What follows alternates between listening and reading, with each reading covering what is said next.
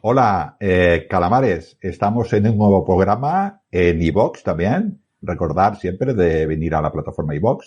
Y no sé si Sergio, ahora te pregunto y te presento a la vez. Hola, Sergio, ¿pasarás también por Spotify o no?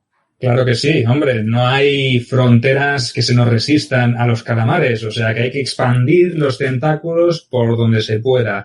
En YouTube, en iVoox, en Spotify, y si conoces alguna más, dímela que iremos también para allá. O si nuestros videoyentes o nuestros oyentes también conocen alguna plataforma en la cual se pueda compartir nuestro contenido, que nos lo digan, que nosotros encantados de ir a la conquista. Como buena República Calamar y como buen imperio calamar que queremos ser, necesitamos recursos y gente que nos escuche, porque nosotros vivimos de esto, ¿verdad, Ángel? De la gente que se aficiona a la historia y la gente que comparte con nosotros su tiempo, porque eso es importantísimo, que compartan tiempo con la divulgación y con la cultura, que es lo que nos interesa, que llegue al máximo posible de gente, porque la historia, la cultura es lo que se requiere en estos tiempos. En esto último, Sergio, te doy la razón. La cultura la tenemos que poner en todas partes. Nos gusta muchísimo divulgar y que cuanto más canales se nos oiga mejor, pero no vivimos, estamos sobreviviendo solo, Sergio, porque todas pocas pelas, pero bueno. ¿Qué te iba a decir? No es por dinero. Tú ya sabes, Ángel, que esto nosotros lo hacemos por placer. El día que no nos interese y que tengamos otras prioridades en la vida, pues nos dedicaremos a otras cosas. Pero de momento disfrutamos y gozamos haciendo esto. O sea, que mientras dure, pues evidentemente que nos pueden apoyar en los canales, que lo sabe la gente, que nos pueden apoyar tanto en iVoox como en YouTube. Nos pueden apoyar con aportaciones, con un apoyo para hacer que las arcas de la República del Calamar cada vez estén más llenas, que el erario público sirva para financiar esa expansión militar, social, política y cultural, pero que igualmente que es una cosa totalmente voluntaria, que seguiremos trayendo contenido para todo el mundo sin ningún problema. Sí, además, como dices, divulgaremos. ¿Y qué te iba a decir yo? He buscado en el diccionario de la RAE, donde pone divulgar, al lado pone gladiatis en la arena, en el mismo sitio. Es la misma palabra. Hombre, sí. Es sinónimo. Por eso nos rodeamos siempre de los mejores que vienen aquí. Siempre invitamos a Primeras Espadas para darle más calidad a este vídeo / podcast, porque ya somos esas dos cosas. Y, obviamente, pues hemos decidido traer a Maribel Bofill, nuestra gran amiga, que ha pasado muchas veces por aquí, y hoy vamos a celebrar algo, ¿no? Vamos a celebrar algo muy especial, que es la publicación de hace muy poquito de su primera novela, de su ópera prima, ¿no, Ángel? Porque nosotros nos encanta hablar de historia, pero también nos encanta hablar de literatura, de novela histórica. Y, hombre, esta celebración es impresionante porque Maribel por fin ha decidido lanzarse a la palestra después de tanto tiempo escribiendo artículos, escribiendo en blogs y colaborando con mucha gente, que era muy extraño que no tuviera ya publicada su primera obra. Muy raro. Ahora la presentamos para que nos hable, pero era muy raro porque además, ¿quién sabe más que Maribel? No conozco yo a nadie que haya mirado su blog, Gladiatis en la Arena, es espectacular. Yo siempre que busco algo, primero lo busco allí y normalmente lo encuentro, ¿no? Así que, Maribel, ¿qué nos puedes decir? Hola, encantada de estar con vosotros. Después de la presentación que me habéis hecho, me he quedado sin palabras, es que no puedo decir nada. Muchas gracias, Estoy encantada de nuevo de estar en el programa con vosotros. Gracias por la invitación y muchas gracias por haberme invitado para presentar el libro y por haberlo leído. Gracias por vuestro tiempo.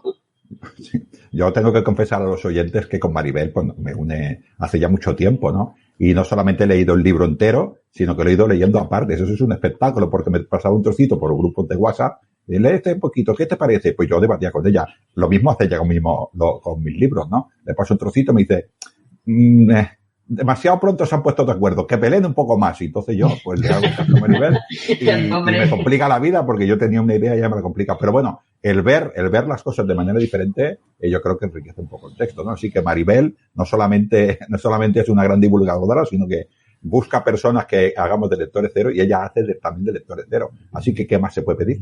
Claro, aprendemos de unos a otros y toda crítica es bien recibida para mejorar y a lo mejor tú lo ves de una manera y el otro lo ve de otra. Y claro, ya te dije, ¿a mí por qué me preguntas? Cuando te hiciste que te doy trabajo. También tienes razón.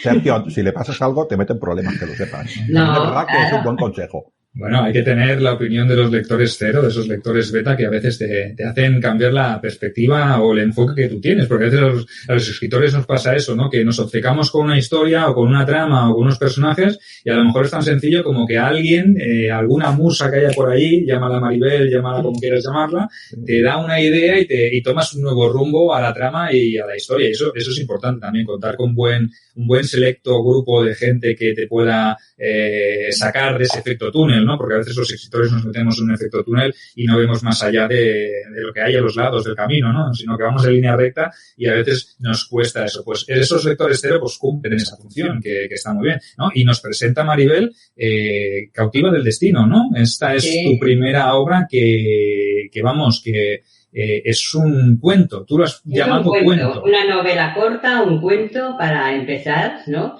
Y atreverme a escribir. Siempre he escrito desde jovencita historias y cuentos, pero nunca me había atrevido a presentarlo a nadie más, que lo leía en casa alguna persona y ya está. Y claro, animada por vosotros compañeros, que siempre cuando harás algo, tanto Sergio, Mireia y Ángel, pues al final... con la ayuda de... con vuestra ayuda. La presión popular. Me he atrevido a hacerlo y estoy muy orgullosa de mi primera novela, cuento cortito. Creo que aporta algo. Sobre todo pero lo has hecho porque querías, ¿no, Maribel? No por la presión popular. No, por la presión. No. Me hacía ilusión, por supuesto que no. Lo que pasa es que me faltaba el empuje y vosotros me lo habéis dado, ¿no? Bueno, a veces hace falta eso, ¿no? Hace falta alguien que te anime a dar el último paso y, oye, a veces esas ideas que están encerradas en la mente tienen que salir porque yo pienso que se tiene que compartir con todo el público para que todo el mundo tenga acceso a eso que corre por tu mente, ¿no? Y eso es lo que más o menos intentamos hacer todos. Y a veces de una sola idea te sale una saga de 3, de 5, de 6. Vosotros, ¿no? Y el Ángel. La mujer de Ángel siempre me dice, le dije que escribiera un libro, lleva 7.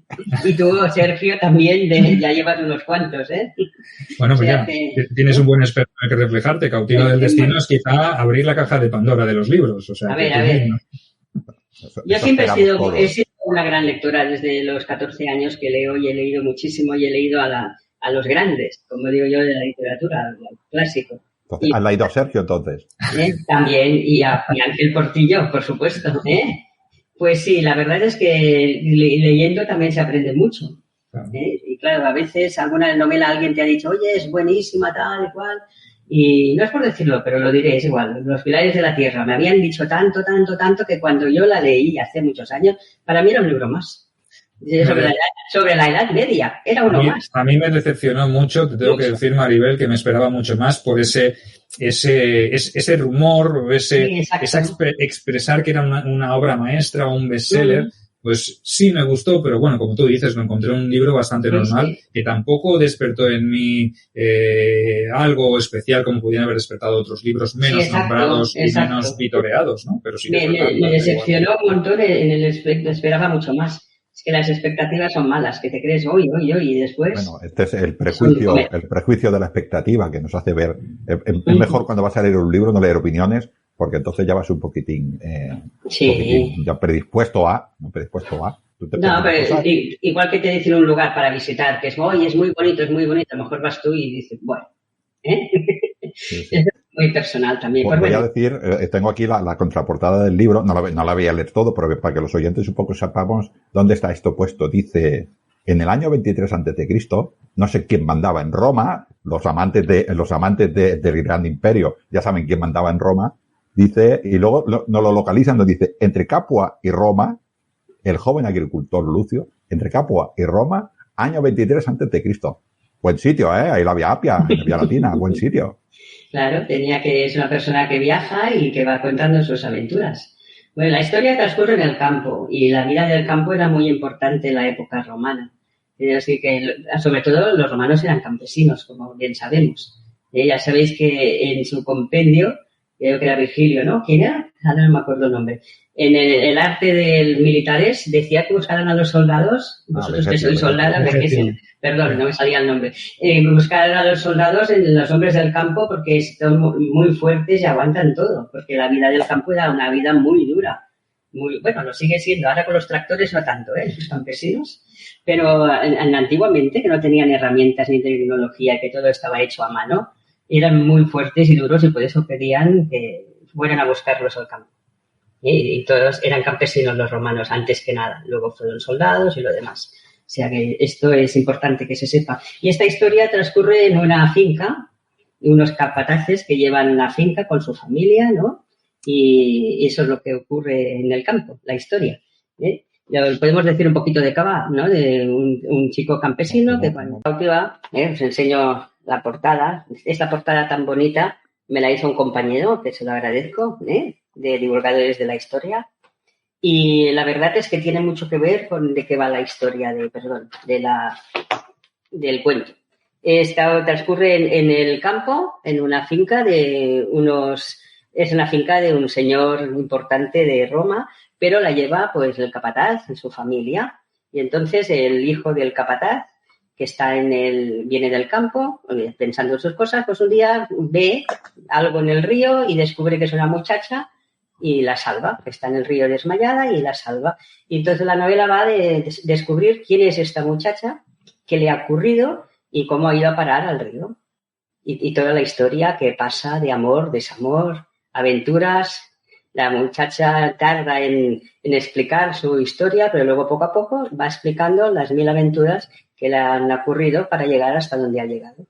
Y hasta aquí puedo contar, Bueno, ya está bien, ya has hecho un buen resumen, una historia de misterio, de intriga, que explica cosas de la vida cotidiana de Roma, sobre todo lo que tú dices, ¿no? El mundo rural del cual hablaremos un poquito ahora después para no destripar demasiado el libro. No os penséis que solo vamos a hablar de libros, sino que os vamos a traer otros temas como puede ser el mundo rural, cómo era la vida en el campo, cómo se cultivaba. Exacto. O sea, hablaremos un poquito de la agricultura en la antigua Roma porque creo que también puede interesaros, ¿no? ¿Por qué? Porque esto sirve pues como contexto de fondo a lo que se narra en la historia de Maribel, que tiene muchas más aventuras, pero que no os queremos desvelar porque queremos que os leáis este libro. Si es que me parece que está tiradísimo de precio en Amazon, porque sí, la verdad que sí. Es publicado allí a un precio irrisorio, o sea que la gente ya sabe lo que tiene que hacer, comprarlo, no, ni más ni menos. Además, yo cuando me lo pasó, y bueno, luego fue, evidentemente, como ha dicho Sergio, versión alfa, luego vino la versión beta, luego viene la versión de lectores cero, y todo esto va un poquitín, pues bueno, evolucionando como es normal, ¿no? Enriqueciéndose los textos, ¿no? La ocasión me gustó mucho es, sin desvelar la historia, sino la manera de explicarla, es que te explica, te deja con la gana, va a otra cosa, vuelve, y esto, Sergio, la expectativa siempre es buena. Te manda, esperas que te lo vaya a decir, pasan cosas interesantes también, luego vuelve, empieza explicando, y ahora lo dice, no, vuelvo, y la expectativa mola. Excepto en los pilares de la tierra, ya sé. Bueno. Me comparo. Pero que hombre, ojalá sea como los pilares de la tierra, que aunque no me guste a mí o no le guste a uno, que sea un bestseller, Imagínate, ya firmaría aquí Maribel, que no le guste a 2 o 3 personas, pero que se convierta en un bestseller. Bueno, nunca se sabe. Siempre hay que pensar en bestseller, para positivo. Pues, correcto. Lo que quería decir, Sergio, era que, claro, cuando el lector tiene el libro, el cuento que dice Maribel, que creo que decían 143 páginas o 144, sí, el lector lo tiene todo seguido, entonces se puede sentar y leer. Pero yo como lector beta no me hacía esto, Sergio. Me mandaba un trocito y esperaba semanas para enviarme el otro trocito. Y luego semanas para enviarme el otro trocito. Tú sabes lo que es la expectativa de todo este tiempo esperando. No. Pero ¿qué va a ser de esta pobre muchacha? Pues claro. Ahí sufriendo estaba. Hombre, yo tengo que decir que no me lo he terminado, pero la historia sí que tiene su intriga, tiene su qué, y tú no dejas de locubrar a ver quién será esta muchacha, de dónde vendrá, y a medida que empieza a desvelar la historia, Maribel, dices, ostras, vaya vida, ¿no? Vaya historia que hay detrás de todo esto, o sea, que una aventura. Sí, es toda una aventura, ¿no? Todo un qué, ¿no? Y a veces te deja, porque el principio es como mucha información, pero no acaba de desvelar el porqué, ¿no? Entonces, describe muy bien toda la vida del campo, porque sirve mucho para situar al lector en una Roma agraria, en cuáles eran las funciones de las personas que trabajaban en el campo, pero no te explica el porqué de esa muchacha. Tú siempre piensas, ¿y esa muchacha? Está hablando de otra cosa y dice, ¿pero quién será la muchacha esta? ¿No? Y tú vas avanzando diciendo, a ver cuándo me lo cuenta esta mujer. Y tarda un rato, porque la muchacha también... Hasta al final se sabe todo y todo queda atado. Pero hasta el final hay intriga, No voy a hacer ningún anuncio, pero todo lo que sucede en Roma tiene que ver con la voluntad de los dioses. Sí, la verdad que sí. Es una historia que tiene mucho que ver con Roma. Y Roma era muy atada a los dioses. Maribel, todas. Roma Todo tiene que ver con la voluntad de los dioses. Pues todos la los historia libros. tiene que ver con los dioses también, con la vida de los romanos y los dioses. ¿Es Roma? Que a veces pone otro. ¿El qué? ¿Otro dios? Otro dios que no es Júpiter y compañía. Qué decepción.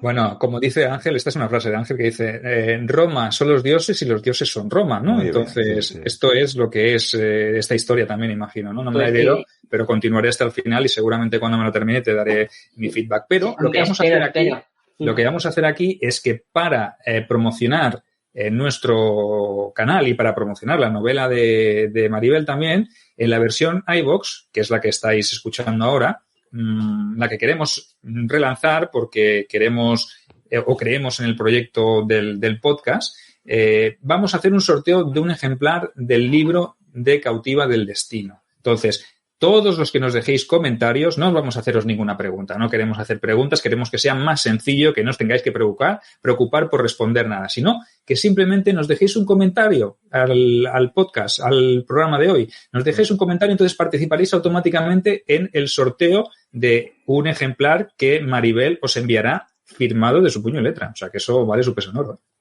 Y tanto, yo encantada, ¿eh? Y me gusta que no sea una pregunta que tengan que buscar. Cualquiera que hable, perfecto, para todos nuestros oyentes. Había pensado una, pero ya no la haré. Bueno, pues dila. Si es sencilla. Es muy difícil. Ahora vas a ser todo el malo. Vas a ser todo el malo de la película. En el 23 antes de Cristo. Ya me lo he pensado, ¿eh? Es muy fácil. Vamos a hacer eso. Como no lo hemos dicho, como no lo hemos desvelado, ni lo vamos a decir, ¿vale? Respuesta a esta pregunta. ¿Quién era la persona que mandaba en Roma en el año 23 a.C. en el momento en que sucede la trama de esta novela, de esta primera obra de Maribel, Cautiva del Destino? Venga, animaos, responded. Respuesta y comentario del programa. Eso es, correcto. Comentario y respuesta. Sobre todo queremos que participéis y entréis en el sorteo directamente de este ejemplar. O sea que una maravilla. Evidentemente, si no os toca, lo tenéis tiradísimo de precio en Amazon, porque Maribel se ha lanzado a la autopublicación, al igual que hemos hecho Ángel y yo, y ha optado pues por esa vía, por la vía de Amazon, que es quizá una manera de que, podríamos decir, sí, darse a conocer, de que tus sueños se hagan realidad, ¿no? Sobre todo como escritor, que muchas veces nos encontramos el hándicap de las editoriales, que cuesta que se publique una novela, y más cuando es una primera novela de alguien que no ha escrito nada todavía. Entonces, por eso muchos de los autores se lanzan a la palestra y se tiran a Amazon. Y luego, cuando ya ves cómo funciona todo el cotarro, pues también sigues. Pero eso es otro programa. Ya hablaremos algún día de publicación y de autopublicación y de editoriales. Hicimos uno, Sergio, acuérdate que hicimos uno que era cómo ser divulgador y no morir en el intento. Este sería cómo ser escritor y no morir en el intento. Correcto, lo haremos, no os preocupéis. Tenemos alguno que hablamos sobre ficción literaria también, como me parece con Iván de Roma Eterna, también tenemos un libro en el que hablamos de la publicación y la autopublicación. No os preocupéis, que los que estáis en YouTube, evidentemente lo podréis repescar, y los que estáis en iVoox y nos escucháis por podcast, no os preocupéis que los emitiremos, porque en este canal seguirán sonando programas antiguos de YouTube que los hemos pasado a MP3 para que los podáis escuchar. O sea que estad atentos, anotadlo en la agenda porque también sonará iba a decir en breve, pero como sonamos cada semana, vete a saber qué día le toca. Pero bueno, estad atentos que hay muchísimo contenido. Y volviendo a este libro, bueno, dejando un poquito de lado el libro, vamos a hablar, si os parece ahora, de un par o tres de temas que yo creo que están muy relacionados con la temática de la novela, con la trama, y que, por ejemplo, podemos empezar hablando de lo que es la mujer romana como campesina, luego podemos hablar incluso de la agricultura. O sea que, Maribel, expláyate, explícanos cómo era o cuál era el papel que jugaba la mujer dentro de este mundo agrícola. Pues la mujer campesina era muy importante. Claro, en las grandes fincas, las señoras pasaban ya en la época del imperio, ya pasaban de ocuparse de las cosas del hogar y de ocuparse de las tareas típicas de la mujer. Y entonces lo delegaban. Y normalmente, pues las fincas que tenían los grandes propietarios en el campo, pues la llevaban normalmente unos capataces que se encargaban de que funcionara bien, de llevar las tierras, que estos son los protagonistas también en parte de la novela. Y entonces la mujer del capataz pues estaba en las tareas. Sobre todo estaba en las tareas del campo, lo hacían más los hombres, pero ellas se preocupaban de las conservas, de preparar los alimentos, de tratar de que la casa estuviera todo limpio y arreglado para cuando vinieran los señores. de cuando tenían que algún enfermo, de cuidarlo, de cuando esquilaban las ovejas, estaban presentes, recogían la lana y luego ya pasaban a la tarea de las mujeres de hilar y de preparar la lana. Pero todo esto que parece que lo hacían los romanos, yo que estoy, la familia de mi marido son campesinos, las mujeres lo han hecho, lo siguen haciendo, porque ayudan a los maridos en las cosechas, a lo mejor van algún día al campo a recoger, pero luego se encargan de hacer conservas. Las mujeres romanas también hacían conservas, de poner alimentos en sal, que también se hacían. No es por decirlo, es propaganda, pero que es verdad. En mi blog de Gladiatrix tengo varios artículos de cómo se conservaba la antigua Roma, cómo se conservaba el vino, los diferentes tipos de vino. Pues esto que es de la agricultura, y aparte de que los romanos, yo cuando lo iba leyendo y estudiando pensaba, pues es lo mismo que he visto que hacen en el campo, en la familia de mi marido durante años, ¿no? Aquello de que no ha cambiado tanto. Sí ha cambiado la tecnología. Pero la mujer, aparte de llevar la casa, pues mi amigo Columela, que no me gusta porque soy una mujer del siglo romana del siglo XXI.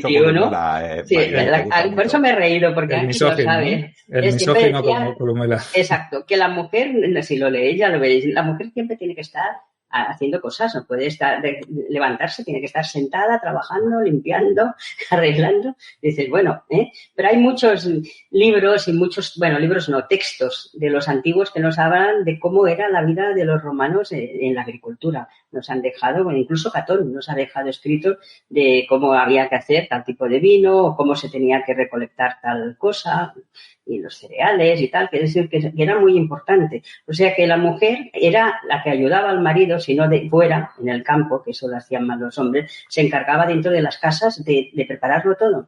Aparte de preparar la comida, de mantener el fuego siempre a punto, de hilar, se encargaba de que las que eran ya las mujeres del capataz, se encargaban de que las esclavas hicieran sus tareas, de que todo a punto cuando vengan los señores, como he dicho. O sea que era una tarea muy importante en aquel tiempo. O sea, las señoras de los grandes, de las casas importantes, ellas no hacían nada. Lo delegaban, pero sí que se las criticaba también, porque decían, mira, fíjate, antiguamente ellas se encargaban de todo y ahora solo quieren ir de fiestas. Yo pienso, y les extrañaba. Eso dice Ovidio. Ovidio dice que las mujeres de antaño pues se dedicaban a trabajar en el campo como sus maridos y Exacto. Ahora solo queréis belleteros y poneros bonitas, ya no sois como aquellas, ¿no? Claro. Es cierto, ¿no? Lo que estás diciendo, Maribel, no es más que entender que la sociedad romana, el hombre y la mujer, que a veces nos equivocamos en esta situación, eran complementarios en la supervivencia de una casa. En este caso, Exacto. estamos hablando de una domus, ¿no? Pero a pequeña escala, un agricultor pequeñito, que si tiene su pequeña tierra, su mujer haría exactamente lo mismo a la pequeña escala de su pequeña vivienda, ¿no? Y era un complemento de la supervivencia de esa familia. Y alguna vez iban a recolectar ellas también, ¿eh? Es decir, que ya si era una pequeña propiedad, no les quedaba más remedio que los dos de estar trabajando en el tema, porque, bueno, ¿sabéis cómo era el tema esto de la agricultura, no? Bueno, yo te quería preguntar precisamente eso, ¿no? Porque aquí hablábamos de la mujer que tiene muchas propiedades, que es mujer de un terrateniente, de un noble que tiene un aristócrata, un senador. Entonces, esa persona tiene un capataz y su mujer, y por debajo tiene esclavas. Pero, ¿y si no tenían esclavas? Evidentemente, si era una familia humilde, un legionario retirado con su esposa, que obviamente tendrían sus hijos como fuerza de trabajo, pero además la mujer esta tendría que colaborar, tendría que hacer ciertas tareas que a lo mejor en otras circunstancias las haría un esclavo, ¿no? Entonces, eso también implicaba que la mujer se tuviera que implicar en tareas, ¿no? Sí, se implicaba. Igual que en los negocios también estaba ayudando para vender cosas, también vendían. Pues bueno, empecemos un poquito por la agricultura. Por ejemplo, para Virgilio, que siempre decía que un buen campesino era aquel que tenía el campo bien cuidado y las herramientas bien preparadas, en perfecto estado. Luego tenemos a Juvenal, que siempre decía que ganemos con el arado el pan que nos llevamos a la mesa. No todo el mundo podía hacer el mismo, el cultivar el trigo y hacer su pan. Que esto lo veremos. La población en la época del imperio, como ya sabéis todos, era muy pobre y vivían en el campo. Vivir de la agricultura era muy duro y en esta época, como antes hemos comentado, pues había que ganarse con esfuerzo la existencia, que era muy precaria. O sea, el sustento, era muy precaria la vida. Como hemos comentado también, creo antes, que Vegecio explicaba en su compendio que de la técnica militar, que los más robustos soldados eran los que estuvieran en el campo, que eran hombres que estaban preparados para todo. Claro, yo os hago una pregunta, ¿es lo mismo tener tierras que ser agricultor? ¿Verdad que no? Claro que no. No. Por supuesto, es muy diferente. Había 4 grupos de personas que se relacionaban con las tierras. Había los grandes propietarios, que es lo que hemos comentado, luego los medianos y pequeños propietarios, y luego estaban los esclavos y los jornaleros o colonos. Claro, ¿qué pasaba? Que solo los medianos y pequeños propietarios cumplían con eso que hemos comentado de que ellos mismos se cultivaban su grano y se hacían su pan, pero los demás, pues no era así. Claro que estaba repartido de esta manera. Solo los medianos, que hemos dicho, los medianos y pequeños propietarios eran los que pagaban los tributos al Estado, porque aunque la mayoría vivieran en el umbral de la pobreza, les quedaba poco. Tenían que pagar los tributos y, claro, al final se tenían que empeñar. Cuando había una mala cosecha, ¿qué les ocurría a esta gente? Que tenían que pagar sus impuestos. Pues si había una mala cosecha, como ya sabéis, tenían que endeudarse, pedirle a los grandes propietarios que les dejaran dinero, que ya les pagarían y al final acababan perdiendo sus tierras, como muchas personas. Pero esto no ha sido hasta muchos siglos después, ha ocurrido hasta muy entrada ya el siglo XX que ha pasado esto, que se lo quedaban. Luego, ¿qué pasaba con las tierras que había que se quedaban, las tierras conquistadas? ¿Cómo iba el tema del campesino? Vosotros también lo sabéis, ¿no? Esto. Roma, no olvidemos que era un pueblo campesino. ¿Qué pasaba con las tierras conquistadas? Pues normalmente en Roma se quedaba 1/3. Y dicen que 2/3 los alquilaban a los supervivientes o a la gente que vivía en esas aldeas o en esos sitios, no sé cómo llamarlo ahora, ¿no? Y entonces tenían que pagar un alquiler. Fijaros, era su tierra, se la quedaban los romanos, tenían que pagar un alquiler en especies o en dinero, y si no podían pagar, pues las confiscaban. Y entonces se las quedaba otra vez en Roma. Y el otro tercio que hemos comentado, entonces este ya era repartido para los romanos libres o para los jubilados de las Fuerzas Armadas, de los militares. Eso es lo que ocurría. Maribel, pero había también el tema de las expropiaciones forzosas en tiempos críticos, sobre todo cuando se jubilaban masivamente legionarios y veteranos, lo que hacían eran esas tierras donde ya estaban alquiladas o donde ya tenían sus propietarios pequeños y sobre todo medianos propietarios, pasaban a tener que ser expropiados a cambio de nada. Y esa población que se quedaba sin nada porque esas tierras se entregaban a legionarios veteranos, esta gente se tenía que buscar la vida en la ciudad y es cuando empieza a aparecer ese proletariado de ciudad que empieza a dar ciertos problemas, ¿no? Esos años finales de la República con los Graco, con Cayo Mario y Saturnino, que hemos hablado muchas veces, ¿no? El reparto de tierras, ¿no? Que genera unas crisis políticas brutales, ¿no? Y sociales, que estamos hablando de que Roma se abastecía de tierras. Es que hemos dicho, una república o un imperio que está forjado en base a la fuerza de trabajo y al trabajo de la tierra, necesita eso. Por eso era una máquina constante de conquista, porque necesitaba tierra, ager públicos a saco, ¿no? Y luego ahí venían todos los problemas de repartos de tierras, ¿no? Como bien has explicado. Sí, era así. Y decía, ¿y qué les pasaba a los que se quedaban sin las tierras? Pues bueno, eran jornaleros o algunos acababan siendo esclavos y luego otros pues emigraban a Roma y luego es cuando vino que la gente iba a Roma para buscarse la vida, malvivir y bueno, ya sabéis cómo qué pasó con Roma, que había demasiada población que venían de los... exacto, Pero claro, si les quitaban las tierras, yo siempre lo he pensado, y eso ya es un comentario mío, ¿quién las cuidaba? Porque les quitaban entonces, ¿qué? ¿A base de esclavos o de...? Claro, ¿no? Cuando Roma se empezó a expandir, sobre todo siglo II, para que nos entendamos, antes de Cristo, que los esclavos eran muy abundantes, pues los suplían directamente con esclavos. Eso fue lo que, como ha dicho Sergio, es la perdición de todos los campesinos pequeños, porque ya a los grandes hombres no les hacían falta jornaleros. No les hacía falta gente que trabajara las tierras, ya tenían los esclavos, los jornaleros todos a Roma. Claro, los jornaleros sí, o sea, lo que has dicho tú. Yo tengo que pagar impuestos, tengo 3 años de sequía, no tengo dinero, se lo pido a un rico. Como tengo 2 años de sequía, pues he perdido mi tierra, pero yo me quedo en mis tierras trabajándolas, como jornalero. El rico es el que se lleva la riqueza, yo no. Pero cuando vienen esclavos, a mí me echan de mis tierras. Sí, claro, les interesaban más los esclavos y a ellos los echaban y por eso tenían que emigrar, que hemos dicho así. Por eso y ya que metemos el tema de los esclavos, que lo hemos nombrado en alguna ocasión también, ese sobreexceso de guerras para conseguir tierras provoca un sobreexceso de población esclava. ¿Y qué pasa cuando tú provocas un sobreexceso de población esclava? Que cuando todos se ponen de acuerdo un día, te montan una guerra servil en toda regla, o te montan 2 o te montan 3. Espartaco, ¿no? Correcto. Entonces, lo que pasó en Sicilia, lo que pasó luego con Espartaco, más todas aquellas que las fuentes romanas seguramente no han recogido, pero la población esclava era de tan superior en número que si se hubiesen puesto todos de acuerdo un día, hubiesen conquistado la República Romana en un plis, ¿no? O sea que... había un peligro muy grande que no se daban cuenta, los romanos, pues esto era un peligro. Pasa que los tenían asustados, no estaban informados, no estaban unidos, seguramente, como siempre pasa. Y entonces, pues, no lo hicieron. Los que lo intentaron les fue muy mal. Acordados que Pompeyo el Grande los colgó todos, ¿no? Todos crucificados, ¿no? Para ejemplo, para que no se rebelara a nadie más, ¿no? Craso fue Craso Pompeyo fue el que mató a los últimos. Sí, pero los últimos, exacto. Me confundí. Craso fue el que los colgó a todos. Bueno, los crucificó. Y luego acabó con el último Pompeyo, sí. Yo lo vi enfadado, Sergio, a Craso, porque iba llegando a Roma, iba clavando cada 5 metros a un esclavo y se quedaba sin terreno y tuvo que juntarlos más. Para que vean la atrocidad que hizo este hombre.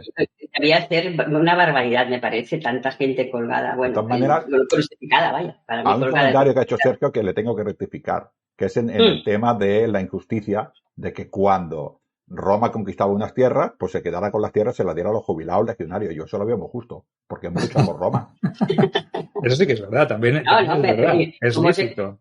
Pero expropiar a otros ciudadanos también libres para dárselas a los veteranos, eso es lo que hacen los generales que tienen esas superlegiones que son mega leales, ¿no? Que tienen que recompensar a todos esos hombres que han luchado y han sangrado tanto tiempo por ellos, ¿no? Entonces, si tengo que expropiar, expropio. Ahora, lo que pase después con esa gente que he echado ya es problema de otro, ¿no? En ese sentido, claro, evidentemente, pero bueno. Bueno, también estuvo en la época, creo que era el año 218, si no recuerdo mal, antes de Cristo, que hubo la ley de la ley Claudia. Sí, creo recordar, que se obligaba a los propietarios a explotar la tierra y no hacer otra actividad. Sí. Si en aquel momento interesaba que explotaran la tierra, ¿no? Sí, para que el hombre quedara atado a la tierra, era lo que habla esta ley. Y entonces, claro, estaban obligados a explotar las tierras, no dejar las tierras. Yo tengo aquí 20 terrenos y no los cultivo. No, estaban obligados a cultivarlos. También pasó esto. Que, claro, después venían tiempos de hambrunas, ¿no? Como hemos dicho, si no se cultivaban las tierras, si no se preocupaban, supongo que había alguna hambruna cuando se usó esta ley de Claudia para que la gente trabajara las tierras, no las dejara. Y las técnicas muchas se han hecho hasta ahora. Que dejar descansar una tierra para cultivar otra, quiere decir que las técnicas eran las mismas. Ahora me viene, volviendo atrás a la mujer, a la mujer y al campo, para que le veáis la importancia que tenía la mujer. Ha dicho que una de sus funciones era hacer conservas. Sí. Lo importante que era hacer conservas de larga duración para precisamente si tenía un año de hambruna no, un año de sequía, por ejemplo, o 2, que luego me recupero al tercer año. Si yo no he tenido esta previsión, si yo no tengo esta mujer que me hace esto bien y me hace buenas conservas, con un año de sequía ya lo paso mal. Pues igual me da 2 o 3 años. Aprendieron a hacer las conservas, que es muy importante, porque se hacían con lo que tenían, sobre todo con sal. Si podían tener sal, que también es otro tema, que era muy buscada la sal. Hacían con especies, con sales, con aceites, se preparaban. Hay cosas que aún hacen en los pueblos, que hacen carne con aceite, que las conservan, y esto ya se hacía en época de los romanos. O sea, que cuando yo visito los campos, soy muy curiosa y miro qué hacen las payasas, ¿no? Campesinas. Pero ahora somos muy cómodos, ¿no? Que tenemos las neveras, los frigoríficos y podemos conservar, pero hay que focalizarlo todo desde el prisma de aquella gente que no tenía ningún método de conservación en frío, sino que lo tenían que hacer con salazones, con todo tipo de conserva para que el producto se mantuviera durante 1 año o 2 años, ¿no? Entonces, secándolo, lo dejaban secar, claro. Lo dejaban, ¿sabes? Aquí los higos secos, que viene ya de esta época, que habían higos en Roma también. Pues quiero decir, los higos secos, el vino a veces se les agriaba porque le habían que poner especies y tal. Sí, toda una historia que, bueno, se sigue haciendo. Lo de comer, que nosotros comemos el jamón. El jamón no es nada más que una conserva con sal. Y ya se dejaban los ahumados. Si os gustan los ahumados, también los romanos hacían ahumados. O sea que esto era importante. Y aparte, pues la campesina, aparte de hacer un montón de conservas cuando sobraban, es que aún siguen haciéndolo. Hacen conservas de tomate aquí en el pueblo que estoy. Pues esto sirve, te dura años. Si lo has hecho bien. Eso te iba a decir, que estás en un pueblo porque estás en una villa porque se escuchan hasta las campanas. Se escuchan las campanas de fondo. Sí, no, ya va bien. Que sepan que Maribel está en su villa, en su villa romana allí. No veis, los que podéis ver el vídeo, pues podréis ver que tiene aquí, está en una ubicación ideal para hablar del mundo rural, porque está ella precisamente en el entorno rural. Estoy en, lo digo, el pueblo más Llorenç, que antiguamente había sido también algo romano, Villa Laurensis, que hay un letrero que lo pone. Villa Maribel. Sergio, de los oyentes puede decir, ella ha dicho el pueblo, pero piensa que está a las afueras, porque ella es una mujer importante, de Tarraco. Tarraco, ya sabéis que es la capital de la Tarraconense, o sea, está bien considerada. Muy cerca de Las de Bará. Y hoy nos comentabas una cosa fuera de micros que me ha parecido muy, muy interesante, que es que cerca de ahí, ¿qué es lo que han hallado? Unas huellas de... Explícanoslo, venga, que es una anécdota muy, muy interesante. Pues bueno, se ha descubierto arqueológicamente restos cerca de Valls, que Valls es un pueblecito de aquí a 15 kilómetros de donde yo estoy ahora, que hay evidencias de que los elefantes pasaron por allí, los elefantes de Aníbal. Eso. Porque aquí no hay elefantes, por lo tanto... Pero explícanos por qué pasaron por ahí, porque realmente tenían pensado pasar por otro sitio, ¿no? Eso no lo sabíais, ¿eh? No. Pues mira, yo he leído, pues que leo bastantes cosas, de que Aníbal, cuando quería conquistar a los romanos en su propio territorio, pues tenía planeado, pues cuando iba subiendo, pues pasar por la parte de Gerona. Y entonces le avisaron de que no pasara por allí, que lo estaban esperando. Había unas tribus hostiles y que los romanos también estaban esperando. Entonces se desvió y entonces pasó por Valls arriba hacia Lérida y por Lérida entró ya en Francia y en Francia ya se fue a los famosos Alpes. Sí, dime. Y que de esto no os preocupéis, ya os hemos hecho un avance porque ya estamos tramando algo y hablaremos de esta expedición de Aníbal contra Roma y trataremos de buscarle un motivo a este plan, entenderlo. Audacia. Esta audacia, correcto, porque es una audacia, eso no tiene otra Para mí, yo admiro a Aníbal, que eso era muy complicado de hacer. Es más, lo iba a comentar y a Ángel también, no sé si le pasa, pero a mí sí. Desde jovencita, cuando paso el río Ebro, que por motivos personales lo atravieso bastante, cuando voy para abajo... ¿A nado? ¿Lo pasas a nado? A nado no, vale. Por el puente. Vale. Hay que especificar. Bueno, si tuviera que hacerlo, no sé, o con barquita. Bueno, eso sí. Siempre pienso, por aquí pasaba para abajo, cuando bajo, ¿con quién pienso cuando bajo? Pues con Escipión. Y cuando subo, digo, Aníbal. Es que me pasa desde toda la vida que paso. Y vivo en el Ebro, yo vivo en el Ebro. Paso todos los días el Ebro 2 veces para ir a trabajar. Primero lo paso de un lado y luego porque la carretera va por allí. Bueno, pues ahora piensa como yo. Que si pienso, vuelvo a repetirte, cuando paso la primera vez el puente, no muy lejos de cuando yo alcanzo la orilla, dijéramos, norte del río Ebro, se sabe que allí hubo establecido un campamento, un castra, muy cerquita de allí. No paso a más de 5 o 6 kilómetros de ese castra, ¿no? Y luego otra cosa que también sucedió, cuando paso el puente y miro a la derecha, el delta del Ebro no tenía la configuración que tiene ahora. Y la batalla entre Neo, Escipión, el tío del africano, y Adrúbal, el hermano de Aníbal, se produjo allí, a 3 o 4 kilómetros de donde yo paso. Exacto, ¿ves cómo cada vez que paso, como yo? Es que cada vez que viajas por esta zona es historia. Sí, es que no puedes evitarlo. Como romanos que somos, ¿verdad, Ángel? Pues pasa. Y cuando veo el arco de Bará, un día a las 4 de la mañana hice a ir a unos amigos que estábamos aquí en el pueblo y a mi marido a hacer fotos al arco de Bará al medio de la carretera. De noche. Me decían, que no os atrevéis. Y dije, que no, sí que nos atrevemos. Y era a las 4 de la mañana y nosotros haciendo fotos en el arco de Bará, que merece la pena, es precioso, Oye, una cosa, que estamos hablando del campo, de la mujer campesina y del libro de Maribel, y hemos acabado hablando de Aníbal y de las guerras, de la Segunda Guerra Púnica. Es que cómo nos vamos del tema, O sea, esto es Roma. Esto es Roma. Que he sido yo, es culpa mía, porque te he pedido que nos explicaras la anécdota de las huellas de los elefantes. Pero bueno, retomamos el tema del campo y dejamos a Aníbal y a su expedición y a su audacia para el próximo programa. Sí, volvemos al campo, si queréis. ¿Tenemos algo más que hablar del campo o...? Bueno, que era la vida muy dura, que el arado romano se ha utilizado hasta a mediados del siglo XX, no os lo perdáis. Que había aquí en el pueblo que estoy unas básculas de mi suegro antiguas que decían, es una romana para pesar. O sea, fijaros, que como siempre digo, somos romanos. Que hay gente que dice, no, digo, y tanto. Hay muchas cosas en nuestra cultura que se la debemos a Roma.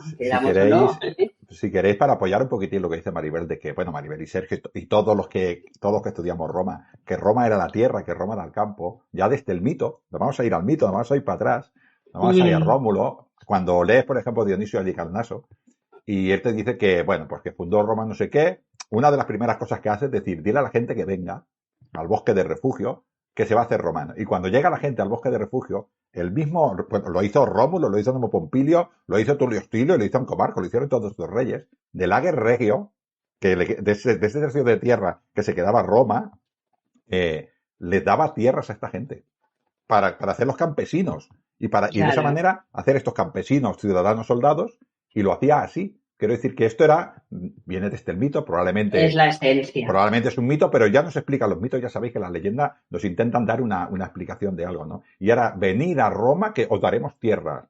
A cambio de esto, evidentemente, tenéis que tener la obligación y el deber de servir al ejército. Y el honor, porque también era un honor, ¿no? Pero es constante, siempre Dionisio y Tito Livio, es constante que nos dicen eso. Cuando viene una población, cuando conquistan una ciudad, de la misma riqueza de Roma, daban tierras, parcelas de tierra a estas gentes, para que se sentaran. Ese era el premio que les daba Roma para ir. ¿El qué? La tierra. Esa tierra que hemos dicho que tenían que cultivar. Es que ya hemos comenzado diciendo que eran campesinos, que el romano era campesino. Luego se hizo soldado y luego de aquí, pues, se fue ampliando. Claro, y como hemos comentado, cuando dejaban el campo, iban a la ciudad. ¿Y qué hacían en la ciudad?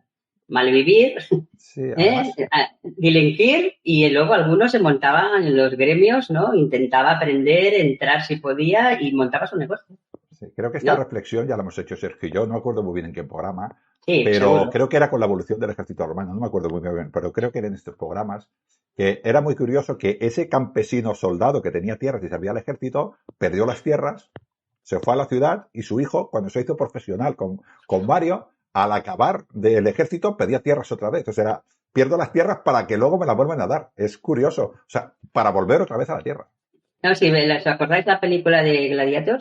Él que dice que quiere volver a su casa, a su tierra y cultivar su campo. Ahí está ese es un detalle que siempre me ha gustado porque refleja muy bien lo que era el espíritu, que eran campesinos y él quería terminar las batallitas cuando tocaba y volver a su casa, a su hacienda. En este caso debía ser una casa un poco buena, ¿no? Pero era así, ¿no? Sí, que quería volver a Emérita, no pudo, se ve que se lió un poco la cosa. No sé por dónde apareció, pero se lió la cosa, pero sí que es verdad, además cuando representa esa canción enorme de los Campos Elíseos, él va pasando con la mano por el trigo. Exacto, o sea, es la felicidad de un romano. Va tocando el campo. Es que esa película refleja que el romano era campesino. Siempre lo he visto así. Luego tiene otras cosas, y lo hablamos cuando hablábamos del ciudadano soldado, del campesino soldado, hablábamos que eso, ¿no? Que en principio cuando Roma se empieza a expandir, el soldado va a combatir en modalidad campaña, ¿vale? Y cuando vuelve tiene que seguir trabajando su campo. Con el paso del tiempo y la evolución y la expansión de la República, ese soldado se va más tiempo fuera de casa, porque se va a hacer campañas más largas porque se va más lejos a combatir. Entonces, ese vínculo con la tierra se empieza a perder un poco y luego el ejército se profesionaliza y ese hombre ya no vive del campo, sino que son otros los que trabajan en el campo y él lo que se dedica es a hacer guerra fuera y lejos de Roma. Se enriquece y cuando se jubila, ¿qué es lo que pide? Pues esa tierra, ¿no? Entonces, es como un ciclo, ¿no? Es como un ciclo vital, como el ciclo de la vida, ¿no? Es el ciclo del ciudadano, del campesino soldado, del ciudadano romano que viene de la tierra, lucha por Roma lejos de la tierra, pero vuelve a la tierra, siempre tiene que volver al campo, ¿no? Entonces, esto es metafórico, ¿no? Pero realmente es la esencia de la propia república y de lo que será también el imperio, ¿no? El hombre vinculado a la tierra. Y cuando el hombre estaba lejos de la tierra, muchas veces era la mujer la que tenía que gestionar, porque Exacto. antes lo hablábamos, ¿no? Que la mujer no solo se encargaba de estas cosas, sino que cuando no estaba el marido, pues si tenía que dirigir a los esclavos o a sus hijos o lo que fuera, pues lo hacía. Como luego en el Imperio veremos que habrán mujeres que también se dedicarán a gestionar negocios, que esto lo hablamos, me parece, en un directo que hablamos sobre el papel de la mujer en la antigua Roma, que lo hablamos precisamente contigo, hace ya mucho tiempo. Sí, hace tiempo ya. Sí, que también lo volveremos a emitir en el canal de iVoox, no os preocupéis y saldrá, pero esta es la importancia, ¿no? Que la mujer paso a paso y poco a poco tiene que adquirir el rol de protagonista, tiene que hacer tareas que a lo mejor en un principio eran para el hombre, ¿no? Claro. Y igual hombre, que como dice Sergio, el hombre se va a la guerra normalmente 6 meses y esos 6 meses la que queda en la casa es la mujer y ella la que tiene que gestionar, pero no solo la tierra, Sergio, sino también toda la miquitia, todas las amistades que apoyan a la familia, ¿no? Si tenía esclavos, también gestiona los esclavos. Pero si tenía clientes, Sergio, también gestiona los clientes. Con lo cual, el papel es fundamental, el papel de la mujer en Roma. Sí, y si dictaban alguna nueva norma, que ya era una señora ya más bien situada, pues le hacían que sí, pero hasta que no venía él tampoco le hacían mucho caso, no os penséis, O sea, que cuando una mujer se encargaba de los clientes, según de lo que sea, si ella lo autorizaba, algunos no se fiaban o se esperaban a que llegara ella. Depende de la mujer, que había mujeres también cuando más. Cuidado con esto. Pero alguna, ha habido que sí, que el cliente decía sí, pero no hago mucho caso. Bueno, pues yo creo que hasta aquí hemos hablado de Cautiva del Destino, de la obra de Maribel Bofill, de su ópera prima. En Amazon la podéis conseguir, que habla y retrata muy bien este periodo. Hemos hablado también de la mujer en el campo, del papel de la mujer en el campo, del vínculo también del ciudadano romano y del campesino al campo y de la importancia de la agricultura dentro de la República y del Imperio, ¿no? Este ideal, este círculo o este ciclo que os hemos nombrado, y también hemos hablado incluso de Aníbal, o sea que no os lo perdáis. Este programa tiene un poquito de todo, ¿no? Sabed que está disponible el concurso para participar en el sorteo del ejemplar en iVoox, simplemente para iVoox, del ejemplar de Cautiva del Destino firmado por Maribel. Y tenéis que responder a esa pregunta que Ángel quería que respondierais, que es ¿quién gobernaba Roma, quién dirigía Roma en el año 23 a.C.? Y luego el comentario de rigor, o sea que participad, que os lleváis un gran libro, no os lo perdáis. Y encantada de firmarlo al que le haya ganado, a nuestros oyentes, encantada de participar en el concurso. Ángel, ¿qué querías decir? No, que digo que hicieran el comentario en el canal de iVoox, no en Correcto. YouTube, en iVoox, que es lo que vamos, lo que estamos ahora poniendo, intentando potenciar, ¿no? A Sergio siempre pasa lo mismo, ¿entiende, no? A que donde dice el refrán que detrás de un gran hombre hay una gran mujer, en este caso detrás de 2 grandes hombres hay una gran mujer, siempre. Siempre contamos con Maribel, que es nuestra escudera. Tenemos aquí la tenemos siempre dispuesta, que volverá a venir, no os lo perdáis, porque hablaremos de Aníbal, como os hemos dicho, y de muchas más cosas que tenemos en cartera y que irán sonando tanto en iVoox como en el canal de YouTube de Sergio Alejo Gómez, tanto como en el de Lignum en Roma de Ángel, que también lo podéis encontrar aquí en iVoox, y donde Maribel también participa muy a menudo, o sea que... Sergio, son y cuarto, que ha sonado una campana. Sí, ha sonado la campana. Quiere decir que hay que cortar, que llevamos un buen rato ya grabando. Un placer estar con todos vosotros una vez más. Muchas gracias. El placer es nuestro, Maribel, y nada, suscribíos a todos los canales que os hemos dicho, iVoox, Calamanesa Romana y Lignum en Roma, y a Sergio Alejo Gómez en YouTube. Y pues nada, visitad Gladiates en la Arena. Eso es, importantísimo. O sea, que tenéis trabajo y ahí tenéis muchísimo contenido. Sed felices, calamares, y hasta la siguiente entrega. Cuidaros mucho. Y luchad por vuestros sueños. Eso es, siempre.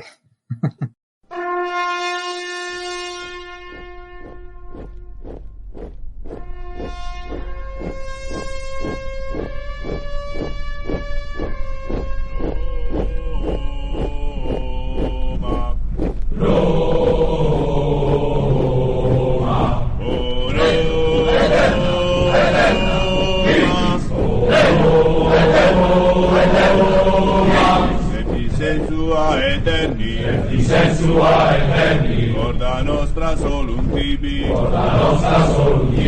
lepti sensua eterni,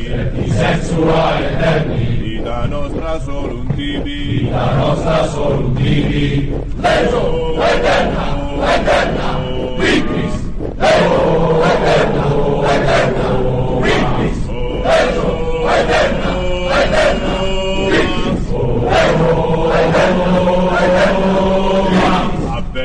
estos alivia. Afferretti estos alivia. Volat aquila legionu. Volat aquila legionu. Supra terra Britanorum. Supra terra Britanorum. Volat aquila legionu. Volat aquila legionu.